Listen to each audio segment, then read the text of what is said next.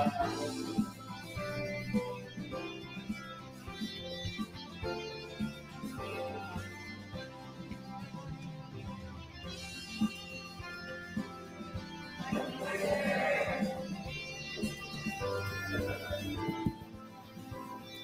morning, ladies and gentlemen. His Excellency President Ferdinand Marcos Jr.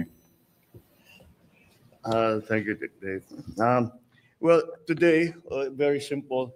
I've asked to, so that we can present to you, if you remember, as I'm sure you do, that during the SONA, I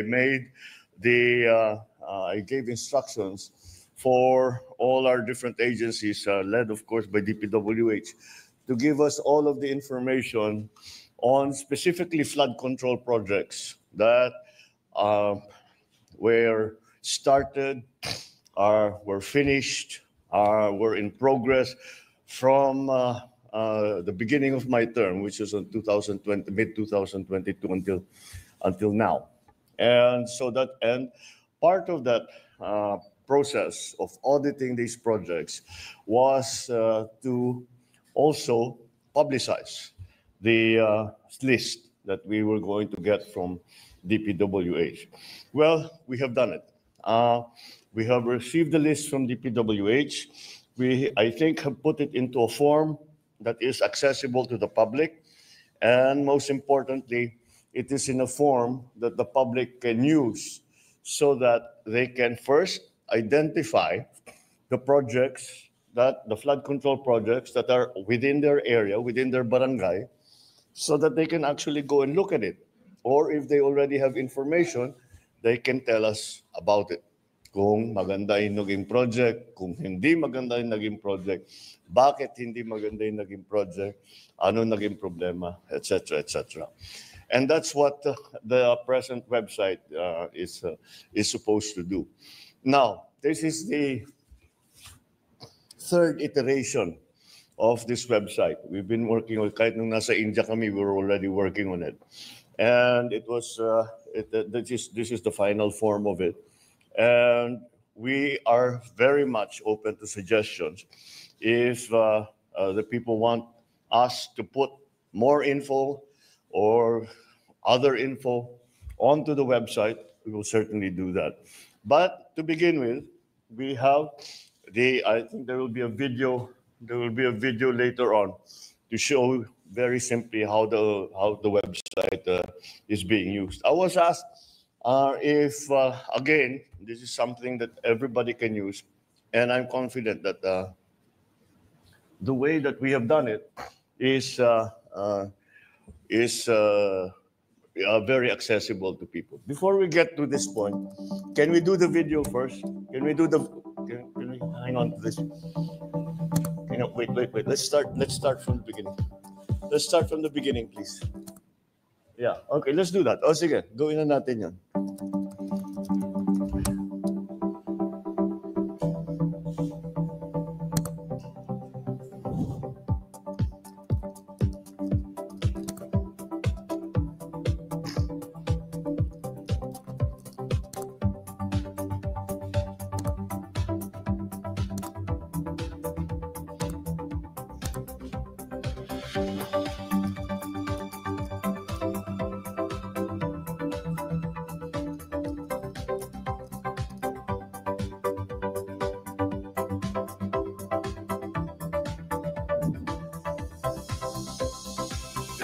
That's another feature that we just added na pwede mong hanapin sa mapa.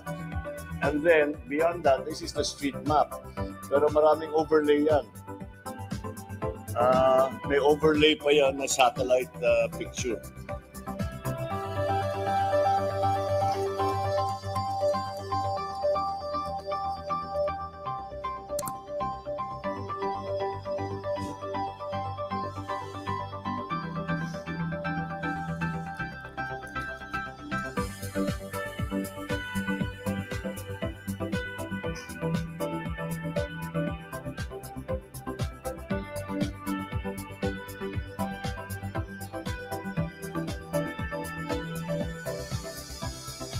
Can we just show the first page? yung list of projects and then yung search. Well, that's the there. Okay, keep going up. All right. Doon sa pinakita, linalagay yung location, yung date, kung ano yung project. You don't need to have all of those details. All the public has to do, para ang ginawa ko, sabi ko, kasi nung unang namin natanggap ito, it was map coordinates. So sabi namin, hindi pwede. So we translated the map coordinates down to the barangay level. So ang kailangan lang ipasok ng kahit sino, buksan yung website para makita, tiga barangay 1, 2, 3 ako. Tama. Yun, ilagay lang, ayan, barangay Tabaco. And they can search all of the projects that are in their area. So kung alam na nila, pwede na sila magsabi maganda naman. Pwede sila magsabi hindi maganda ang naging project. And so those are we just try to keep it as simple as possible so that people can just put yan lang naman eh. Basta barangay lang, tama na yun. Kasi yung isa may listahan pa eh. Where, when, that's not necessary. If alam ninyo, di gamitin nyo. Pero kung hindi necessary na ganun, ito na lang. Basta lagay nyo yung barangay ninyo at lalabas na lahat ng flood control project. Maybe there are certain already initial findings that we have made during the ongoing investigation that we have initiated since the SONA. And I think it is interesting for people to look into so that it can be a guide as to where maybe the problems have arisen. And these are key findings on flood control projects. Can we put that up? Yeah. These are basic data lang ito. Next page. Yeah. The total cost of all of the projects since July 2022 until today is 545 billion pesos. I don't know about you, but that is a very big number by any measure. That is an enormous number. Let's keep going. Another observation is that there are 6,021 projects worth more than 350 billion that do not specify the exact type of flood control that is being built. Then, many projects also in different locations have exactly the same contract cost. I think anybody who works in either the private sector or the public sector, pag sinabi, may 50 project, pare-pareho, 150 million lahat. Pare-pareho lahat. Imposible yan. It is impossible for one barangay, even if they are the next barangay, to have the exact same project to the exact same amount with the exact same contractor. Imposible yan. And that is why that is a significant finding already that we have made. Now, can we keep going, please? What's in there? So we looked at the regions kung saan ang pinakamarami. And this is what came out.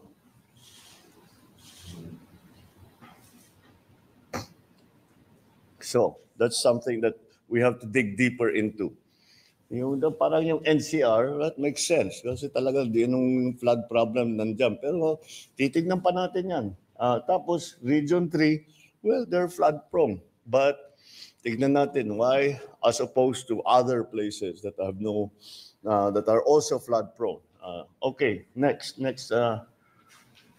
Here, I think you can analyze this for yourself. I don't need to explain this. These are the provinces with the most projects.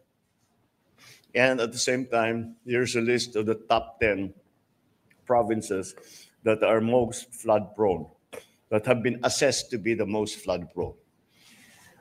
I think you will notice they don't necessarily match. This side and that side don't necessarily match. Now, I'm sure there are explanations for that. We will have to study it further. But you would intuitively say that projects, the areas rather, the provinces, the regions, whatever you want to do, whatever pinaka-flood prone, yun dapat ang pinakamaraming project. Pero parang hindi tumutugma. Kaya yan, kailangan natin pag-aralan na mabuti kung bakit nagkaganyan. And well, this is just another piece of information. Out of 170 pumping stations, that's the next one, yeah. Pumping stations, 157 were in Metro Manila. This really, more than anything, manifests how the pumping stations have become ineffective because of the garbage collection problem. So that's indicative of that. Kaya namin linagay yan dyan. Kaya dahil para malaman ng tao, gawa tayo ng gawa nitong pumping station, pag yung basura naman ay natapon, nabara yung bomba, nabara yung estero, nabara lahat, kagaya yung pinuntahan natin nung last week. Wala ring silbi yung pumping station. And that's just to bring home the message that we really have to do something about the garbage problem. There are, let's see, yeah, this is, all over, there are 2,409 contracting entities, which is understandable. Kasi sa local, ganyan talaga yan. May AA, AAA, yun lang ang pwede niyong gamitin. And pag yung maliliit na project, the local can do it already. So that's not, just to show paano yung nagkahatian. However, this is another disturbing assessment statistic. 20% of the entire 545 billion budget napunta lang sa 15 na contractor. Sa 15 na contractor na yan, 5 sa kanila ay may kontrata sa buong Pilipinas. Keep going. Yeah, with the flood, ito na yung listahan.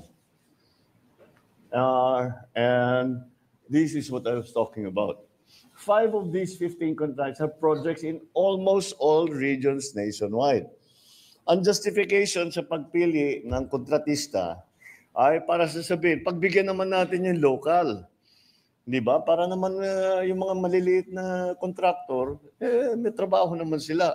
Mas mabilis kasi kung local. Kausap mo yung tao eh. Again, my experience as governor is that as much as possible, we try to do it by local. Kasi pwede namin, may madali. Sabi, bilisan nyo na, bakit wala pa? Pwede mong anihin. You have some influence over the thing. But that one, that for me was the one that stood out very much. 5 of these contractors had projects in almost the entire country. So those are the ones that immediately pop out na sa aking palagay ay kailangan natin tignan. So anyway, this is the initial. We are rolling out the website today. We have provided you with some of the initial information that we have had. They are not assessments. We are not accusing anyone of anything yet. However, it gives us an idea of how this has been conducted. So I hope people will take advantage of this. And as I said, there is always a way for them to give their comments. Magsumbong sila kung yan ang gusto nilang gawin. Maaari naman sasabihin nila, hindi, walang problema dito. Yun ang pinakamagandang balita na matatanggap namin. So I encourage everyone to look into this and say your piece. Kasi parang sinasabi ng mga iba, nakikita naman namin hindi maganda pero wala naman kami mapuntahan, wala naman kami malapitan. Ngayon meron na. Ngayon, meron na kayo malalapitan. Ito, ang lalapitan na ngayon ninyo, ako mismo. Dahil akong titingin dito araw-araw sa website natin at babasahin ko ang mga report na ibibigay ng taong bayan. So this is the first step. We are going to keep going. This is something that is, I think, absolutely necessary. We have to clean our ranks. This is it might be a little painful. Baka masangkot dyan yung mga tao na malapit sa atin. Ngunit kahit malapit sila sa atin, mas malapit naman siguro sa puso natin yung taong bayan. Kaya sila ang unahin natin. All right. I think that's just a preliminary briefing, and thank you. And I'll take some questions. Thank you very much, Mr. President. Mr. President, the first question will come from Alvin Baltasar, Radio Pilipinas. Mr. President, magandang umaga po. Hi, sir. Good morning po. Mr. President, Mr. Ramon Ang is offering to solve the flood problem in the National Capital Region. What is your take on this? Thank you. What else? What else can you say? You know, this is why we have. This is the reason why, from the very beginning, I always said the private sector needs to be part of everything of our national development. Hindi pwedeng ganon. Now, yung proposal ni Ramon Ang is also certainly very welcome. Because you know we've seen his projects. Maganda naman ang mga nagiging resulta. He's able to bring it in on time, and you know the man is an engineer, so I'm sure he has pinag-aralan niya na mabuti yan. He's actually given me already this briefing before. And however, there is still another side to his proposal, and the other side of his proposal. I will fix the flooding problem. I will desilt the areas here in Metro Manila anyway. But the mayors, the LGUs have to take care of the garbage problem. It simply doesn't work until we have a solution to the garbage problem. We have a proposal for waste to energy solution in Manila, City of Manila. So baka naman, so that I think that will go on, but that's only for Manila. So itutuloy natin, titingnan natin kung magandang lumabas doon. And if that's the case, then that's what we will do with other parts of at least Metro Manila sa una, or the other urban areas na nababaha. So again, anybody who wants to help, it's a welcome offer. Yes. So, sir, just a quick follow-up. So, yung proposal po ni Senador Panfilo Lacson na itap din yung ibang mga bilyonaryo sa bansa, welcome din po sa inyo yun. Siyempre, you know, you you don't look a gift horse in the mouth. Kung handa silang tumulong. And this is not anything new. The so-called taipans of the country, pagka meron tayong gustong gawin, nag-o-offer talaga sila. Kaya't marami silang naitutulong. So I will certainly look at this proposal of Ramon very, very closely and see if we can do it. Like I said, it will require that coordination between LGUs and I guess San Miguel, whatever it is, what part it is that they want to play. Pero nagdi-desilt na siya. Pasig River, dinidesilt na niya.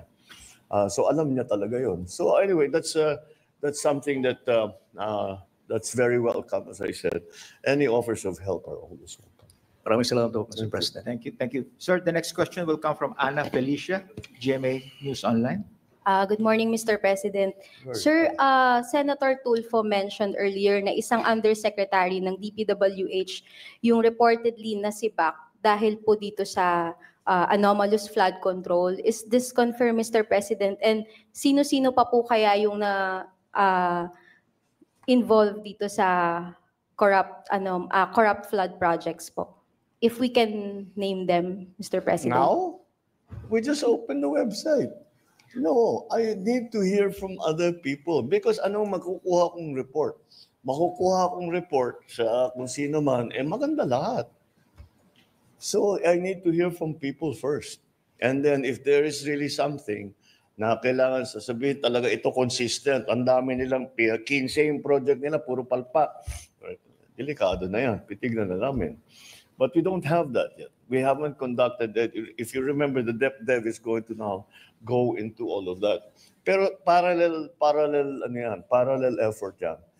Sa gobyerno at saka sa taong bayan. Importante yung contribution ng taong bayan. Napakahalaga. Dahil kami, nandito kami, pinag-usapan nga natin, 9,000 projects. Siyempre, didetalye namin yan, iisa-isahin namin yan. Pero ang tao, nandun sa harap nila. Pag-gising nila sa umaga, maglalakad lang sila ng kalahating kilometro, nandyan na, nakita na nila. So that's maybe more important. Kaya we have encouraged the way we put the website together, kahit may picture, may video, i-upload ninyo sa amin para makita namin. Kasi meron kaming yung mga malalaking analysis, yung mga satellite nga, pati yung mga report. Pero iba na rin yung nakikita mo, sasabihin mo, dito nasira, dito pumasok yung tubig. Nung bumigay ito, wala na, binaha na kami lahat. So that's why we are encouraging to go, we are asking people to help us. And to help themselves. Dahil kung maayos natin ito, hindi na sila babahin. Or at least not as badly as they are now. Sir, quick follow-up lang po. Doon po sa 15 contractors na nakita natin, meron po bang link sa mga government officials, especially po sa mga congressmen na nakaupo, sir? Wala na ba talaga tayong investigative journalist ngayon dito sa Pilipinas? Trabaho niya yan. Look it up. We are going to look at it also. But it will be premature for me to name names, etc., until we really know what's going on. But, go out there. Tignan ninyo. Talk to the people. We need to hear from everyone. And that's I think something that we can all play a part in. I know that once this comes out, that kung ano-ano makapapasok na reklamo, kuminsan justified, kuminsan hindi, dahil may alitan for political or whatever, natalo sa kontrata, the usual thing. But we'll still go through every single one, and we still have to see what really is credible, and what needs to be acted upon.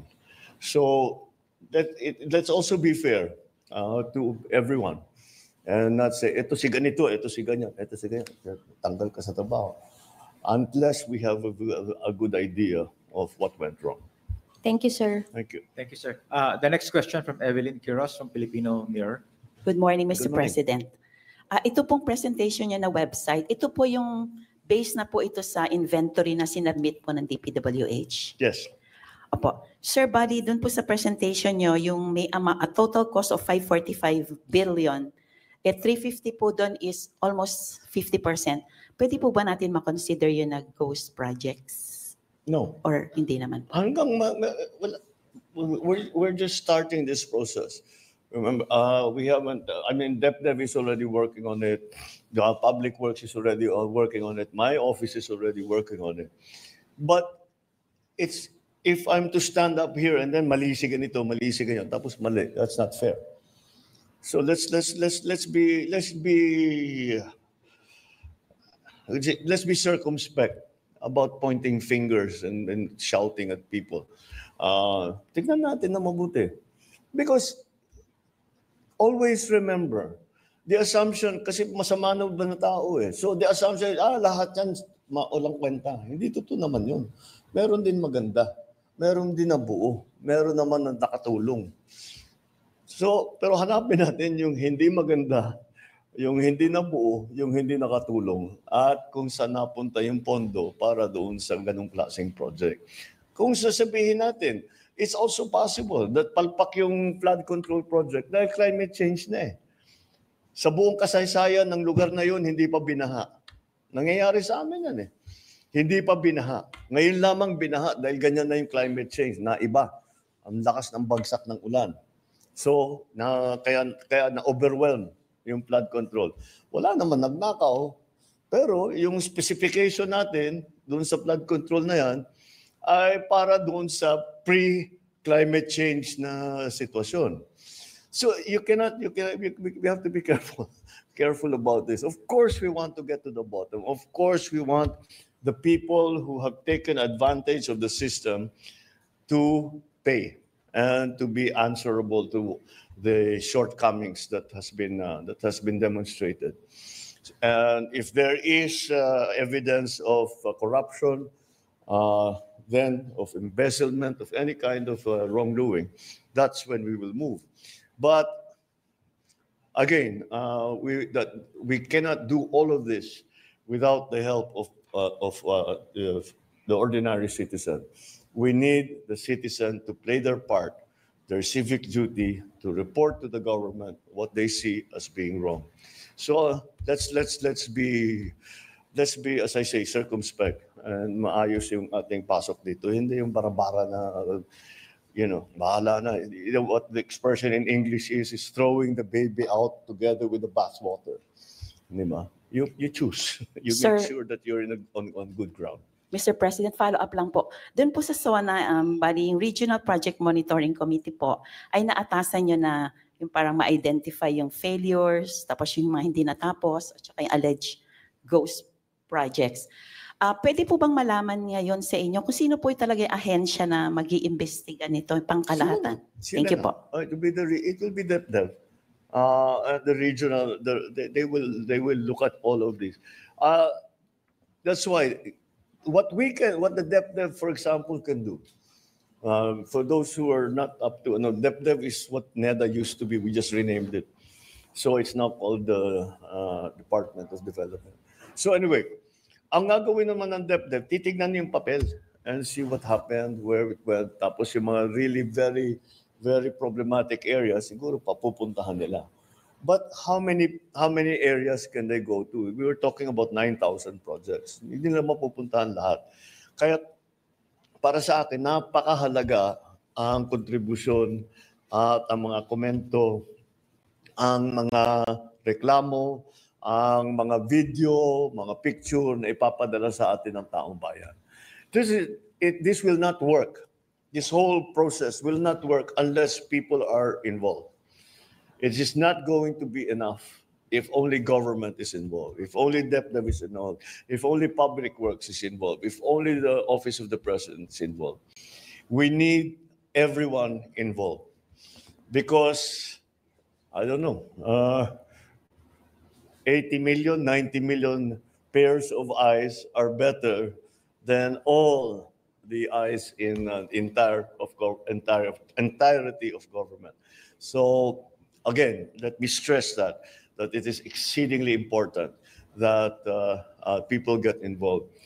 So lahat ng hinain ninyo, masama loob ninyo, yung nagrereklamo kayo, frustrated kayo dahil nakikita ninyo, wala naman kayong malapitan. Ito na yung chance ninyo.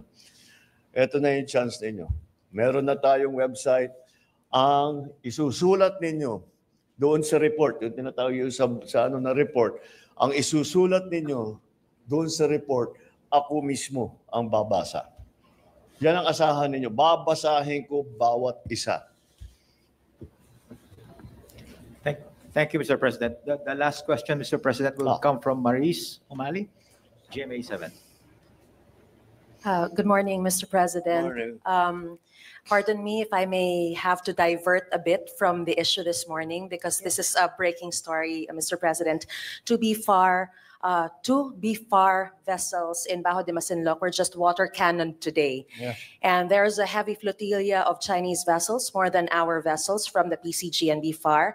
They have around 30 vessels and we have 10, so we are outnumbered, obviously. What immediate actions will the administration take specifically for this particular incident, and how will you respond, sir, to China's complaint regarding your recent statement in India, in your state visit to India? Let's take the second part of your question first. I don't know what they're talking about. Playing with fire? I was just stating facts. We do not want to go to war. But I think if there is a war over Taiwan, we will be drawn. Hihilain tayo sa aya't gusto natin. Kicking and screaming. We will be drawn and dragged into that mess. Whatever you do, come on, wag na tayong hope. I love this saying, hope is not a plan. I hope it doesn't happen. I hope it doesn't. But if it does, we have to plan for it already. And that's what I was talking about. How do we get our people out? How do we protect kung magkagulo, gera na nga dito. Malapit na sa atin. Ano gagawin natin? Okay lang, normal lang yun. Pababayaan na lang natin. Kung sino pasok labas dito sa atin. Hindi naman pwede yun. So we'll have to do something. So inevitably, despite our fervent wish to avoid any confrontation with anybody anywhere, war over Taiwan will drag the Philippines kicking and screaming into the conflict. That is what I was trying to say. That's what I don't understand. And I think because of the narrative coming out about playing with fire and being provocative and all of that, kaya nagka-increase ng activity doon sa West Philippine Sea. But what special instructions I have? We don't have any special instructions. Sanay na tayo rito. You know, it is not a one thing na there's no silver bullet na pag pinaputok mo, solve lahat ang problema mo. What will happen here is we will continue to be present. We will continue to defend our territory. We will continue to exercise our sovereign rights. And despite any opposition from anyone, we will continue to do that, as we have done in the past 3 years.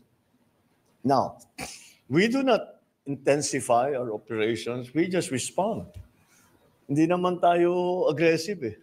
Ano lang tayo, dumidepensa lang tayo.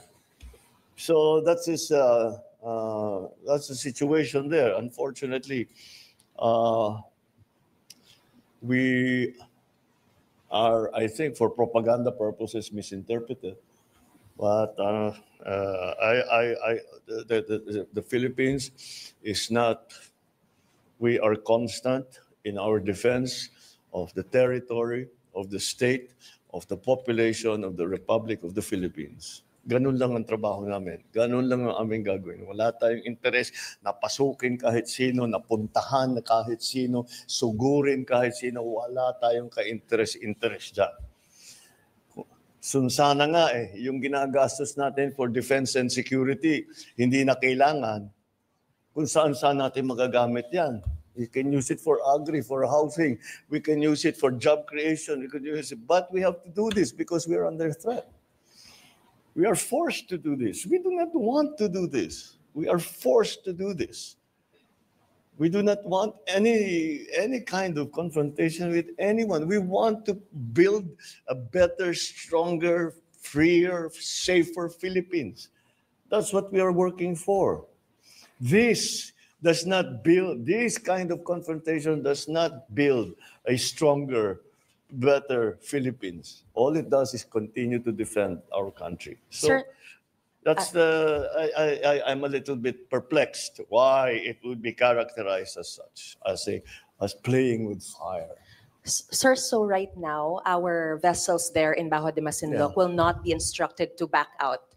We will just continue to stay there We at have this never point. instructed any of our vessels All to right. back out. Thank you, sir. Never. But we have to always, when we do not back out because natakot tayo, umatras tayo.